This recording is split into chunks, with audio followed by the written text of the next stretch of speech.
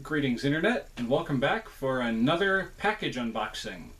Yes, I technically probably shouldn't have done this, but again, like with the last couple of unboxing videos, I had just a little bit of money, and in a short span of time, I bought these last three packages, the two videos before this. Anyway, when I bought those two packages, you know, the contents thereof, I also bought a third thing, which finally arrived in the mail today.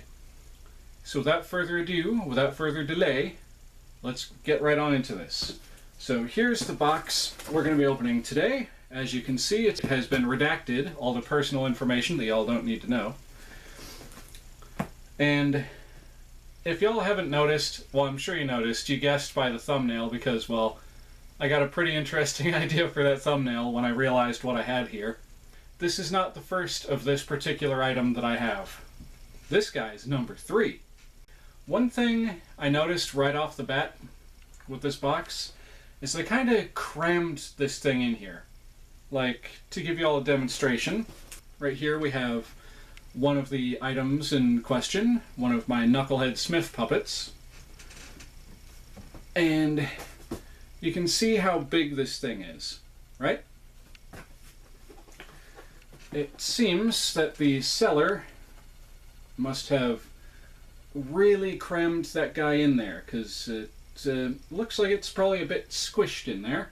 So sooner than later, we got to get the poor fella out of there.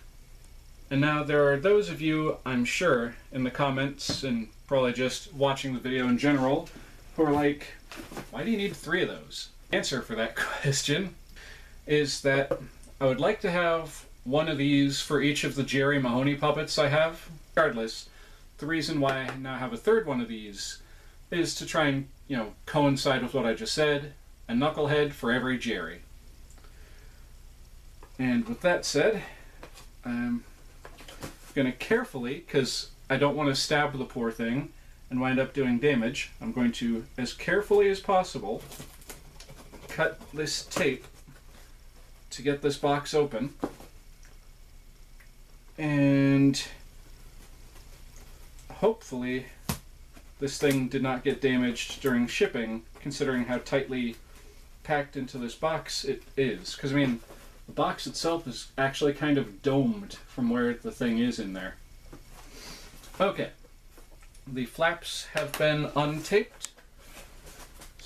And we got some, looks like they used a Walmart bag as packaging for this thing.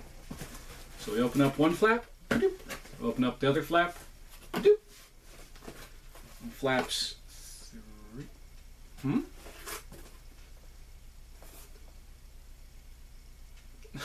Okay, they apparently reused this box from something else. Homespun Workshop Macrame. Okay. And contained within this box is the poor little fella. So we'll go ahead and just gingerly remove the bag containing the puppet. That's random. Contained within the box, we have not just the puppet, we have this thing, which seems to be like a little pin with a weird end on it. We also have a toothpick. They sent this little fellow with all the essentials, all the amenities. Anything else hiding out in here? Look under the flappy doos. And only other thing is, looks to be a little tiny piece of cardboard.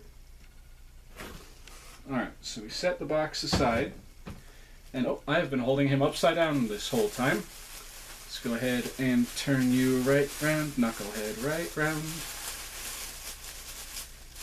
Alright, so we'll go ahead and kind of open up the bag, give you all more of a first look at the little fella.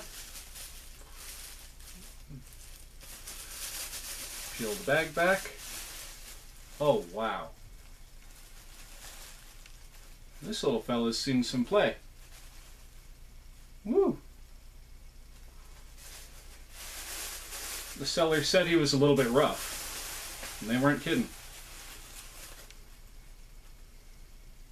Poor guy's got a dimple in the back of his head over here, because it's not supposed to have a groove like that in it. He is dirty as sin. His clothes are faded. His stuffing's been squished down. It's evidenced by the fact that his head just keeps rolling around like this. But he is mine now. He exists in this house, and he now has siblings. And thankfully, he doesn't reek like must, like one of my other knuckleheads. I forget which one of these two. But I am quite happy to own this one. Though, in all honesty, I should probably be using gloves while dealing with him.